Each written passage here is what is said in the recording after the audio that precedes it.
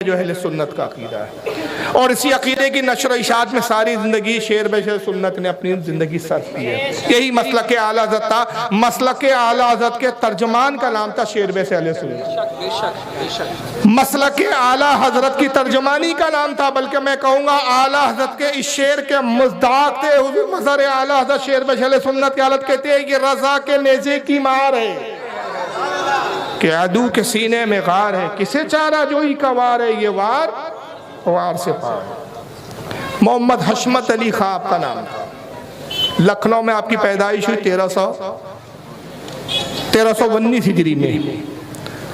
इलाके के अपने मदरसे में नाजरा ख़त्म किया आपने। बस मुख्तसर जल्दी जल्दी बता रहा हूँ, बस 5 मिनट में समेट लूँगा इंशाल्लाह। 5 से 10 मिनट बस, 10 मिनट बस।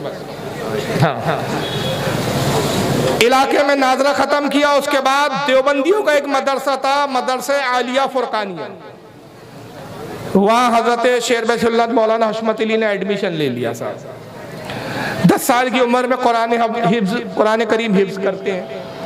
और उस वक्त जो उस्ताद था आपका, उसका नाम था हाफिज अब्दुल गफ्फार, कट्टर देवबंदी, अशरफ अली थानवी का पक्का मुरीद। तो जिस उस्ताद से शेर बेशर सुन्नत ने पढ़ा वो देवबंदी वहाबी उस्ताद था। 10 साल की उम्र में ज़हीन तेज था, हिफ्ज़ मुकम्मल किया। मदरसे में आपको आफताब कहा जाता था, सूरज। उस्ताद बड़ा फ़ख्र करते थे। 10 साल की उम्र में पहली मरतबा तरावी की नमाज़ पढ़ाई आपने। हज़रत मखदूम शाह मीना रहमतुल्लाह ताला अलैह के आस्थाने के पास मस्जिद है। 10 साल की उम्र में आपने पहली मरतबा तरावी पढ़ाई। ये आपकी ज़हनियत और आपकी अक्ल का और आपकी दानिशमंदी का हालत। 13 साल की उम्र में क़िरात सबा की सनद आपने हासिल की। 7 क़िरात के जो लहजे होते हैं वो उस पर आपको अबूर हासिल हो गया। और 13 साल की उम्र में ही फिर आपने दरस निज़ामी शुरू किया। मदारिस में जो उस्ताद थे वो सब देवबंदी थे, क्योंकि मदरसा भी देवबंदी का था। उस इलाके में देवबंदी का मदरसा था, वहाँ एडमिशन ले लिया हो। हालांकि वालिद साहब आपके हाफिज थे, लेकिन पता नहीं किस बुनियाद पर उन्होंने उस मदरसे में आपको दाखिला दिलवा दिया। उस्ताद में एक था मोहम्मद जान जो उस मदरसे का मोहतमीम था, और एक था नसरुद्दीन। दोनों अशरफ अली थानवी के मुरीद थे। ये अपने उस्तादों से पढ़ने लगे और मीज़ान उस-सर्फ उस वक्त मुल्ला नसरुद्दीन से पढ़ते थे, जो अशरफ अली थानवी का मुरीद और खलीफा था। इसने आपका जहन ऐसा बनाया कि आप मुतशद्दिद किस्म के वहाबी देवबंदी हो गए, और घर आके आप मामूलात अहले सुन्नत पर एतराज़ करते थे। वालिदा से कहते थे ये फातिहा सब बंद करो, ये फातिहा सब बिदअत है, ये शिरक है, ये कब्रों पे जाना शिरक, ये शिरक, वो शिरक, ये बिदअत। वो घर में झगड़े होते थे। माँ बड़ी परेशान हो गई। माँ कट्टर सुन्नी थी आपकी वालिदा मोहतरम। वो मुरीद थी हज़रत अल्लामा हिदायत रसूल रहमतुल्लाह अलैह से। एक दिन अपने पीर मुर्शिद के पास गई और कहा कि मेरा साहबजादा बिगड़ गया है और अहले सुन्नत से हटता जा रहा है। तो उन्होंने आला हज़रत की चंद किताबें दी और कहा कि आप ले जाइए, वक्त आने पर ये किताब काम आएंगी। वालिदा वो किताब आला हज़रत की चंद किताबें लाती है, और हर साल उनकी आदत थी कि वो सूरज दिखाने के लिए, रोशनी यानी धूप दिखाने के लिए सहन में रखती थी ताकि दीमक ना चाटे। एक मरतबा आप छुट्टियों में आए मदर घर से, वो धूप में किताबें सूख रही थी, देखा चंद किताबें, और आला से बड़ी नफरत थी उस वक्त। देखा मौलाना अहमद रज़ा की किताब है, एक किताब उठाई, जरा पढ़े तो क्या लिखते हैं मौलाना अहमद रज़ा। उस्तादों से बहुत खिलाफ सुना था आला हज़रत के। वो किताब जो उठाई, किताब का नाम था तमहीद ईमान। और जब किताब पढ़ने लगे, भरी धूप में सहन में बैठे हुए हैं, धूप का भी एहसास जाता रहा। किताब क्या थी, ऐसी तासीर थी किताब में, आज भी पढ़ो तो आपके आंखों में आंसू आ जाएंगे। आला हज़रत ने मोहब्बत रसूल और इनकी गुस्ताखियों पर जो गुफ्तगू की, आंखों से आंसू के धारे बह रहे और बेसाख्ता फरमाते थे, बेशक ये काफिर है, बेशक ये काफिर है, बेशक ये काफिर है। सुभान अल्लाह। दिल की दुनिया बदल गई। और जब मदरसा पहुंचे तो हालत बदल चुकी थी। अब उस्तादों से बहस करने लगे। नतीजा ये हुआ कि जान मोहम्मद साहब जो मोहतमीम थे मदरसे आलिया फुरकानिया के, पीछा छुड़ाना मुश्किल हो गया। नसरुद्दीन साहब भागते थे इनसे, ये ऐसे ऐसे एतराज़ करते थे देवबंदियों पे कि जवाब नहीं सूझते थे इनको। आखिर ये बेजार हो गए। इन्होंने कहा कि साहबजादे लगता है कि तुम बरेलवी हो गए। उसी दरमियान में इत्तेफाक की बात 1335 हिजरी का वाक़या था कि हुजूर हुज्जतुल इस्लाम अल्लामा हामिद रज़ा आलत के बड़े साहबजादे और सदुश शरिया मुसन्निफ़ बार शरिया, ये लखनऊ तशरीफ लाए हुए थे। वाली साहब इनसे मिलने गए और साहबजादे हज़रत मौलाना हशमत अली को भी ले गए। तो दोनों बुजुर्ग से आपकी मुलाकात हुई और आपने कहा कि मैं आला हज़रत फ़ाज़िल बरेलवी से मिलना भी चाहता हूँ उनकी शागिर्दी इख्तियार करूँ और आला हज़रत से मुरीद हो जाऊँ। तो उन्होंने कहा कि साहबजादे आप ज़रूर मदरसा आए, दाखिला लें और आला से मुरीद हो जाए, लेकिन अभी मैं आला की तरफ से वकालत के तौर पर आपको मुरीद करता हूँ, अभी आप मुझसे मुरीद हो जाए, बाद में फिर आला हज़रत से तजदीद बैत कर लीजिए। चुनांचे सदुस शरिया से आप उस वक्त आला हज़रत के वकील की हैसियत से उनको वकील मानकर आला हज़रत के हाथ पर आप बैत हो गए। और उसके बाद 1336 हिजरी में उसके अगले साल मंज़र इस्लाम में आपने दाखिला लिया।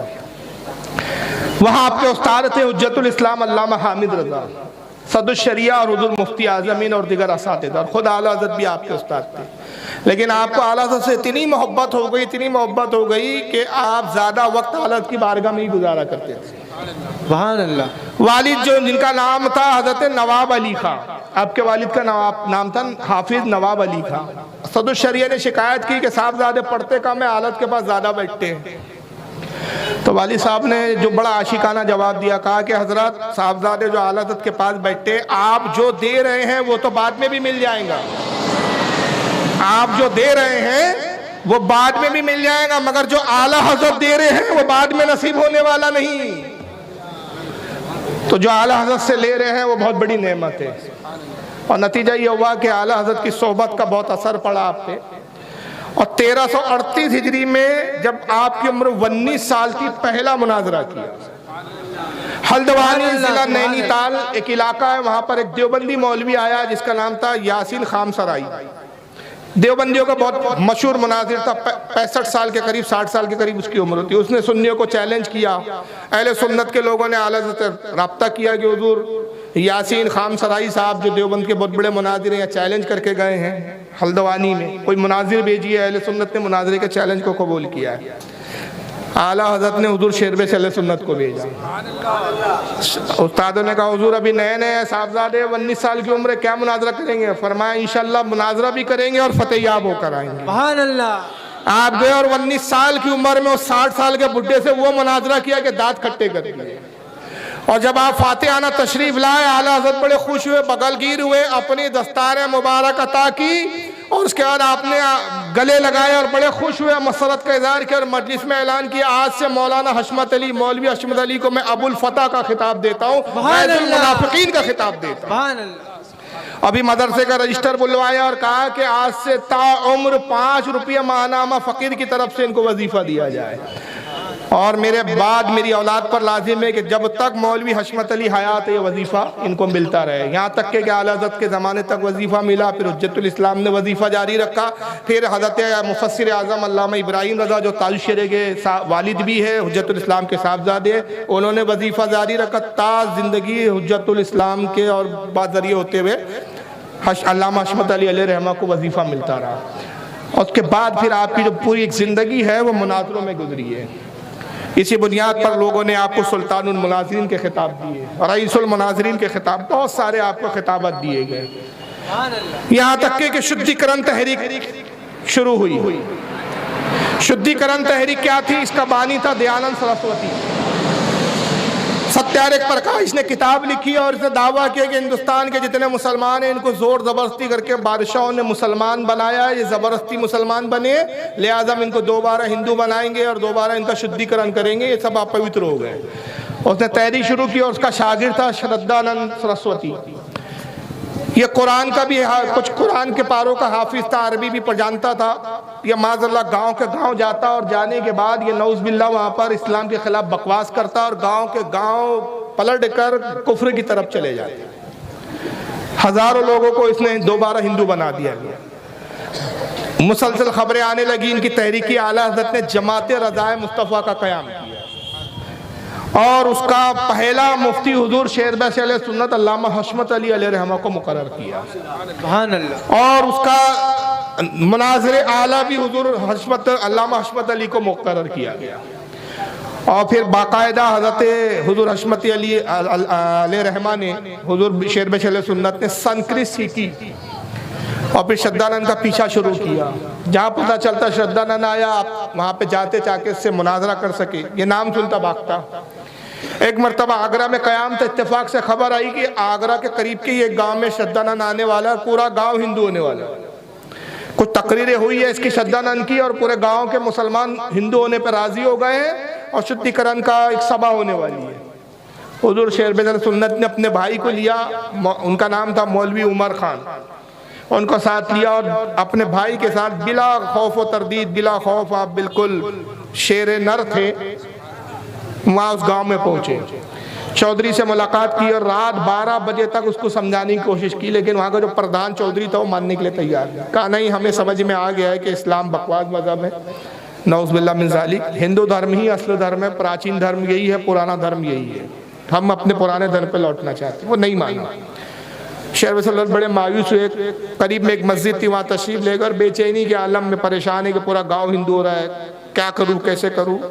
इसी पचोपेश में थोड़ी सी नींद लगी, ख्वाब में आला हज़रत तशरीफ लाते हैं और सरकार आला हज़रत फरमाते, साहबजादे आला हज़रत ने आपको रूहानी बेटा भी करार दिया था अपना। कहा साहबजादे फिक्र ना करो, इंशाअल्लाह कल सुबह होंगी तो तुम्हारे लिए खुशखबरी मिलेंगी और अल्लाह ने चाहा तो पूरा गांव मुसलमान हो जाएगा। आला हज़रत का ख्वाब में आना था। हुजूर शेर बेसल सुन्नत को एक हौसला मिला। सुबह का बड़ी बेचैनी से इंतजार करने लगे। फजर की नमाज आपने पढ़ी, मालूम हुआ कि श्रद्धानंद आ चुका है, हवन जलाया गया है, आग रोशन की गई है, मंत्र वंत्र पढ़े जा रहे हैं, पूजा पाठ हो रही है और पूरे गांव के लोग वहाँ जमा हैं और सब दोबारा हिंदू होने वाले, सबका शुद्धिकरण होने वाला है। आप बड़े बेबाकाना अंदाज में अपने भाई को लेकर मजमे को चीरते हुए स्टेज की तरफ बढ़े। लोगों ने देखा, हैरान हो गए कि भाई ये मुसलमान, इनकी डेयरिंग की दाद देना चाहिए कि बड़े मजमे से भी आप मरूब नहीं हो रहे। लोगों को चीरते हुए स्टेज के पास उसके पहुंचे और कहा कि श्रद्धानंद साहब, आप भी मौजूद है, मैं भी मौजूद हूँ, आपका दावा है कि हिंदू धर्म सच्चा है, मेरा दावा है कि इस्लाम धर्म सच्चा है, तो क्यों ना इस पर मुनाजरा हो जाए। तो श्रद्धानंद कहता है कि साहब ये मुनाजरे की जगह नहीं है। उसने अपने चेले से संस्कृत में कहा, इनसे पूछो कि भाई ये क्या चाहते हैं। तो आपको संस्कृत आती थी, आपने कहा कि जब मैं और तुम यहाँ आमने सामने मौजूद है तो किसी तर्जुमान की जरूरत ही नहीं, मैं संस्कृत में तुमसे बात कर सकता हूँ। आप चाहे हिंदी में बात करें या संस्कृत में करें, मुझसे डायरेक्ट गुफ्तगू करें, किसी तर्जुमान की क्या आ जाती है। उसने कहा अच्छा मौलाना क्या चाहते हैं। कहा मुनाजरा कर लीजिए ताकि हक वाज़ेह हो जाए। उसने कहा भाई ये कोई मुनाजरे की जगह नहीं है, मुनाजरे का मौका नहीं है।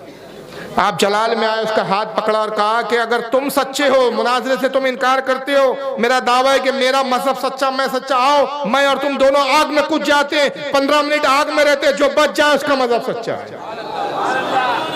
लेकिन श्रद्धानंद उसके लिए तैयार नहीं हुआ। उसने हाथ छुड़वाया झटके से, कहा मौलाना क्या बकवास करते हो, ये भी कोई हक्कानियत की दलील है, जाइए आप इस सभा का मिजाज खराब मत कीजिए, हम जो यहाँ पर है शुद्धिकरण के लिए आए हुए हैं और अगर आपने यहाँ गड़बड़ की, बाद में अगर कुछ हुआ तो इसके जिम्मेदार आप हो। और फिर आपको धक्के देना शुरू किया। मजमा एक खौफ वो हो गया, इसके जो चेले चपाटे थे आपको वहाँ से धक्के देके निकालने लगे। बड़ा मुश्किल आप वहाँ से फिर मस्जिद आए और तशरीफ ला के रोने लगे। लेकिन अल्लाह ताला ने इस आपके ऐलान से दिल की दुनिया ऐसी बदली कि खुद प्रधान खड़ा हुआ और उसने कहा श्रद्धानंद साहब आप यहाँ से अपना बोरा बिस्तरा उठाइए और चलते बनिए, क्योंकि हक हम पर वाज़ेह हो गया। हमने देख लिया कि हमारी जमात के एक नौजवान आलिम ने आपको मोबाइल पुजारी बनाना चाहते, जो आग में आप 15 मिनट जाने के लिए तैयार नहीं, आपका मजहब सच्चा नहीं हो सकता। हमारा इस्लामी सच्चा है, हम उसी मजहब पर कायम है। नतीजा ये हुआ कि पूरा गांव का गांव फिर उस मस्जिद की तरफ बढ़ता है और फिर शेर बाज़ सुन्नत का इस्तकबाल हुआ। पूरे गांव ने तौबा करके तजदीद ईमान की। यह शेर बाज़ सुन्नत का एक बहुत बड़ा कारनामा था। किसी ने आला हज़रत के बारे में उनसे पूछा, बड़े हाजिर जवाब थे कि मौलाना अहमद रज़ा ने ज़िंदगी में क्या काम किया है।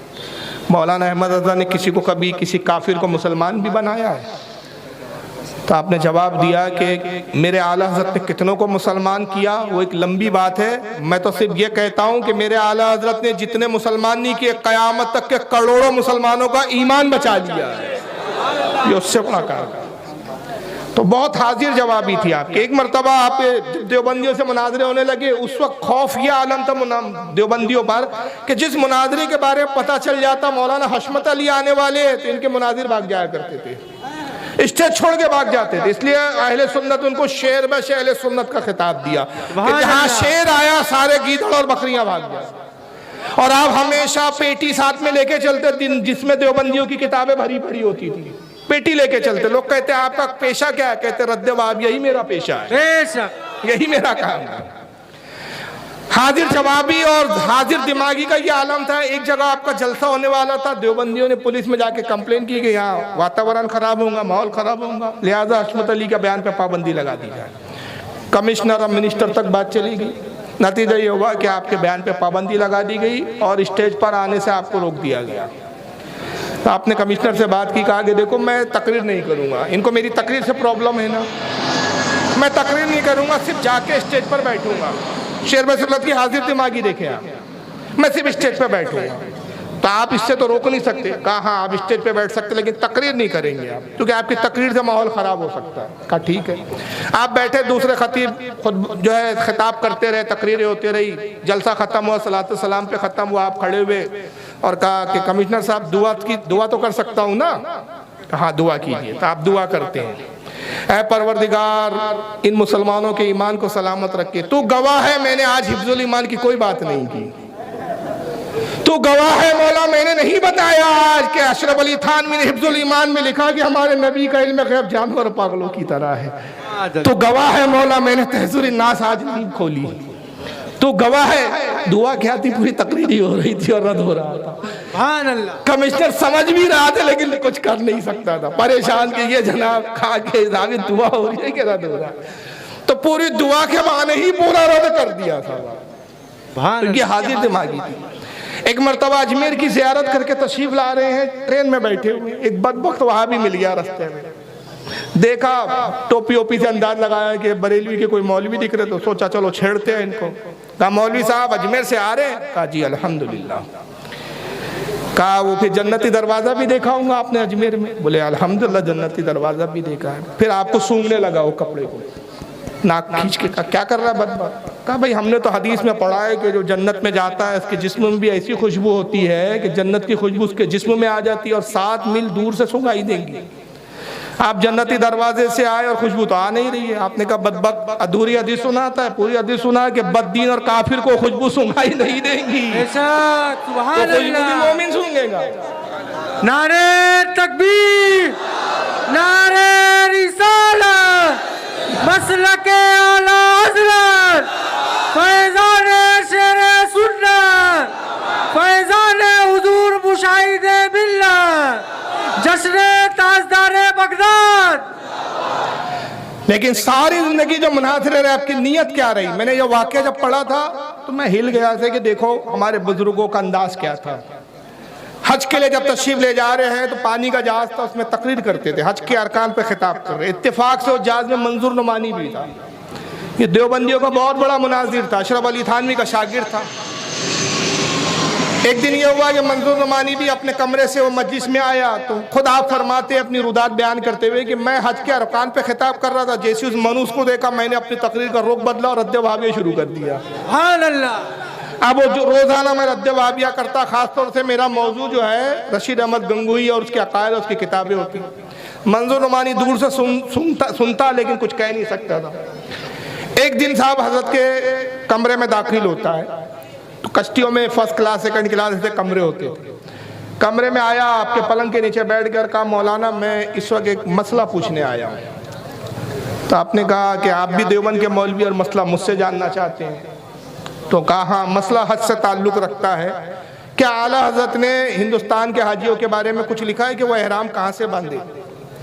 तो अल्लामा हशमत अली अलैहि रहमा फरमाते हैं कि हाँ आला हज़रत ने इस पर एक मुस्तकिल किताब लिखी है, लेकिन मौलवी साहब मसले से ज़्यादा ज़रूरी अकीदे की बात है। बेहतर है आपके पास भी इस वक्त फुर्सत है, मेरे पास भी फुर्सत है, अकीदे पे बात हो जाए। पहले आप मुसलमान तो हो जाइए, आप पे तो हज भी फ़र्ज नहीं है, तो मसला जान के क्या करेंगे? हाँ अलबत्ता आला हज़रत ने इस पर किताब लिखी है, तो आप पहले अकीदे पे। तो मंजूर नुमानी कहता है मौलाना अकीदे की बात रहने दीजिए, अब तो ये मुनाजरे वगैरह सब मैंने छोड़ दिए। तो कहा क्यों मुनाजरे छोड़ दिए भाई, क्या हो गया आपको? फिर तौबा कर लिया आपने? कहा नहीं, तौबा वबा का क्या मामला है, मैं तो अपने अकायद को सही समझता हूँ। सिर्फ मुनाजरे इसलिए छोड़ दिए कि असल में मुनाजरा करते वक्त हर मुनाजिर की नीयत ये होती है कि सामने वाला मुनाजिर कोई ऐसा कुफ्र बके, कोई गलती करे जिसको पकड़ कर मैं मजमे में को सुनाऊँ और उसको जलील करूँ। अल्लामा हशमत अली कहते ये देखिए बुजुर्गों का अंदाज, कहते ला हौल वला कुव्वत, ये तुम्हारी नीयत थी आज पता चला मुझे। कि तुम जब भी मुनाजरा करने बैठे तुम इस नियत के साथ बैठते थे कि सामने वाला फरीक कोई गलती करे, कुफ्र बक दे, कोई गुस्ताखी का जुमला कहे जिसको तुम पकड़ कर भुनाओ लोगों में और उसको जलील करो। खुदा की कसम हशमत अली जब भी मुनाजरे में बैठा उसकी नियत ये रही कि सामने वाला अपने कुफ्र से तौबा कर ले। कभी हमारी नियत नहीं रही कि तुम और मजीद गुस्ताखी करो, इसलिए कि सामने वाले से कुफ्र चाहना ये रजा बिल कुफ्र है, और रजा बिल कुफ्र का ये उम्मीद करना ये खुद कुफ्र है। तो इससे पता चलता है कि हज़रत शेर बैशल सुन्नत अल्लामा हशमत अली खां अलैहि रहमत रिज़वान ने पूरी ज़िंदगी जो मुनाजरे भी किए तो उसके पीछे आपकी एक नीयत खालिस थी, वो ये कि सही अकीदे लोगों तक पहुँच जाए और जो बद अकीदा है वो आपकी तरफ, जो आपकी दलाइल को सुनकर आपके ज़रिए तौबा कर ले और मज़हब हक़ का अहले सुन्नत पर आ जाए। कई बार आपको जहर देने की भी कोशिश की गई, हत्ता कि कानपुर में आप पे कातिलाना हमला भी हुआ, और ता जिंदगी आप जान हथेली पर लेके अहले सुन्नत की खिदमत करते रहे और इतने मुनाजरे किए कि मेरे ख्याल से अहले सुन्नत में आपसे ज्यादा किसी ने मुनाजरे किए नहीं। सैकड़ों मुनाजरे, उसकी एक एक मुनाजरे की रुदात सुनाओ तो कई घंटे लग जाएंगे, ये बयान इतना सा वक्त में नहीं हो सकता। इतनी मसरूफियात के सारी जिंदगी मुनाजरा में आपकी सर्फ हुई, जलसे अलग होते थे, उसके बावजूद भी 100 के करीब आपने किताबें लिखी, जिसमें 2 किताब आपकी बड़ा कारनामा और बड़ी नायाब किताब है, अस्सवारिमुल हिंदिया, अस्सवारिमुल सिंधिया। अस्सवारिमुल हिंदिया वो है कि जब हुस्सामुल हरमैन आला हज़रत ने लिखवा के लाई अरब अजम के उलमा से, तो देवबंदियों ने ये एतराज़ किया कि साहब हमारे उलमा ने तो उर्दू में किताबें लिखी थी, मौलवी अहमद रज़ा ने अरब के उलमा को जब हमारी उर्दू अरबी में ट्रांसलेशन करके बताई तो गलत तरीके से बताया, हमारे वो अकायद नहीं है। अब चूंकि अरब के उलमा उर्दू नहीं जानते, मौलवी अहमद रज़ा ने जिस तरह भी झूठ जो कुछ बयान किया अरबी में उसको मान लिया और फतवा दे दिया। तो शेर बैशल सुन्नत ने एक बड़ा काम ये किया कि उस वक्त एशिया, पाकिस्तान वगैरह जितना बना नहीं था, उस वक्त जितने इलाके थे जहाँ पे उर्दू बोलने वाले उलमा थे, उन उलमा की तस्दीकात इनके कुफ्र पर जमा, तो 2 किताबें लिखी, अस्सवारिमुल हिंदिया, फिर पाकिस्तान बना तो अस्सवारिमुल सिंधिया भी एक लिखी। अस्सवारिमुल हिंदिया में तमाम हिंदुस्तान के उलमा की तस्दीकात ली जो 268 के करीब है तस्दीकात, और अस्सवारिमुल सिंधिया में पाकिस्तान और उसके बाद श्रीलंका, बांग्लादेश, यहाँ के उलमा की तस्दीकात को जमा किया जो उर्दू बोलने और समझने वाले थे, वो 150 के करीब है। तो गोया 150 और 268 के करीब है, मिला लो 350 कुछ हो जाते, तादाद आप गिन लीजिए। तो ये तादाद के हिसाब से एक बहुत बड़ा कारनामा है कि हुजूर शेर बैशल सुन्नत ने ये जमा करके बताया कि साहब तुम्हारा कुफ्र ये नहीं है कि आला हज़रत माज़ल्लाह अरब के उलमा को धोखा दिया, जो उर्दू जानते समझते हैं उलमा वो भी इस किताबों को पढ़ने के बाद यही नतीजे पे पहुंचते हैं कि तुम्हारी किताबों में कुफ्र है, और ऐसा कुफ्र है कि जो इस कुफ्र पे शक करे वो भी काफिर है। बहरहाल आखिरी वक्त में आप सब तलील हुए और 2 साल मुकम्मल साहिब फराश रहे, यहाँ तक के 1380 हिजरी में आपका विसाल हो गया और पीलीभीत शरीफ में आपकी मज़ार है। यह मुख्तसर वक्त में मैंने हुजूर मज़र आलत पर कुछ बातें बयान की है। अल्लाह ताला आज की इस बज़्म को कबूल फरमाए, जो कुछ हक बयान हुआ उस पर अमल की तौफीक अता फरमाए, बोलने और कहने में कोई लर्जिश और गलती हो गई हो अपने हबीब के सदक़े में माफ़ फरमाए। व मा अलैना इल्लल बलागुल मुबीन। सलातो सलाम के लिए खड़े हो जाए।